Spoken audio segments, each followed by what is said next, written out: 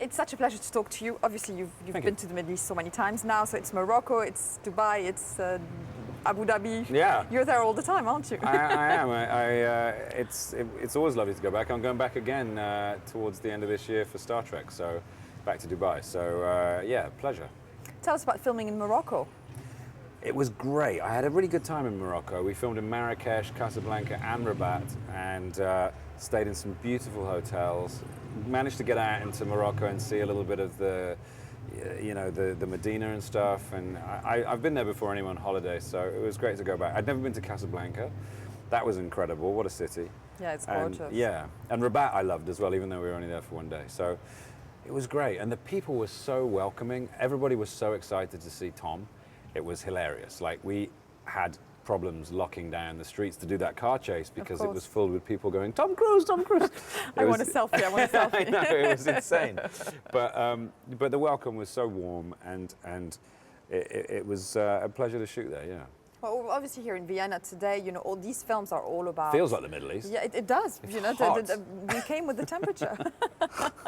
Is it all about location for you, those films? Because you get transported in different worlds all the time. Yeah, I think part of the joy of these movies is the kind of travelogue aspect of it, which is always there. They go from place to place. It's always a globe-trotting thing. Yeah. And so we find ourselves in Morocco and in Austria and London. And it's... The former were great because it was lovely to be in those places. London was also great because I live there, so exactly. I could sleep in my own bed. Exactly. You leave your house, you're there. Exactly. It's an easy thing to do. Yeah. But he's cool because he gets to experience more things in this one. So tell us a little bit about Benjis Journey. Yeah, I mean, Benji started off as a kind of a technician, in the lab who never really left, who was a bit of a schlub, really, and then decided to join up and become an agent, and then got out in the field and got a taste for action. And then when we find him in this one, he's back on his desk, Playing a lot of video games. Yeah, he's a different guy now. He's kind of sitting at a desk isn't good enough, really. So he's kind of bored and just playing Call of Duty or whatever it is I'm playing, and Halo. I think it's Halo. Yes. And then the call comes to go to Vienna, and I think he probably suspects that that's what it is, even though he thinks he's going to the opera. And he's very happy when he's reunited with Ethan, even though, as usual, he complains and says that it's dangerous and he shouldn't be doing it. Really, he's in his element. This is what Benji likes to do now. And it was fun to play that. It was fun to play that relationship with Ethan and how their friendship has developed. They've always been friends, but they're sort of much closer friends now. And close enough for Benji to be able to tell Ethan when he's, pushing it too hard. Exactly, when he's going a little bit OTT, yeah. But as is always the case. Yeah. Is it a little bit the same with you and Tom? You've worked together now long enough to know how to work together? It is. I think my relationship with Tom is quite similar to Ethan and Benji, in that I'm, Ethan is Benji's hero, and in the same way, I'm never, even though I know Tom and I know him as a human being, I also never forget that he's Tom Cruise, which we both, T. yeah, with a capital T, which we both find hilarious. He finds that hilarious. So we have a kind of similar dynamic. And also I will be the first to tell him that he's being reckless if he's hanging off a plane or whatever. But you can't stop him. You can't stop him. It's like there's nothing this man wouldn't do. He is literally irrepressible. Were you a fan of the TV series initially, in the sense of all those TV series, they're just so fascinating to us now? Yeah, I remember the TV series from when I was a kid, and it came out before I was born, but it was still on TV when I was growing up.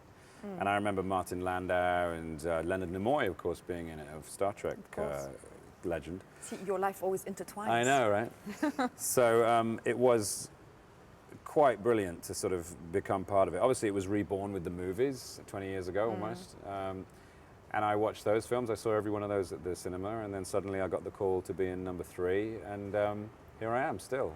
It's only me and Ving. Ving's been in all of them. I've been in 3 of them. Usually people get bumped off or... Hey, you seem to be enduring.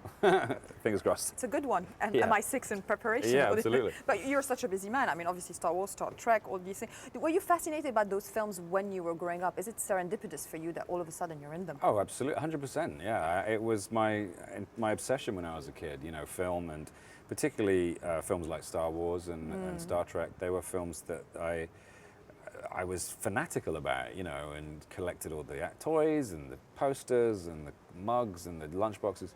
And then to find myself in those films is extraordinary, And I I try never to lose that sense of awe that I had when I was a kid when I'm on the set of those movies. J.J. Abrams is always in your life directly or indirectly. Yeah. Well, I guess directly in this one as Yeah. well. I think he's a genius. Do you agree?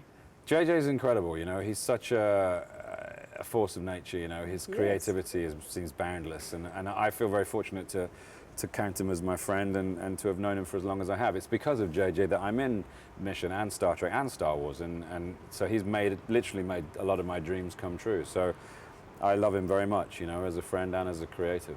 No, he's really great, and you deserve to be in them because it's Thank always a nice thing to see you in It films. is. It's nice of me.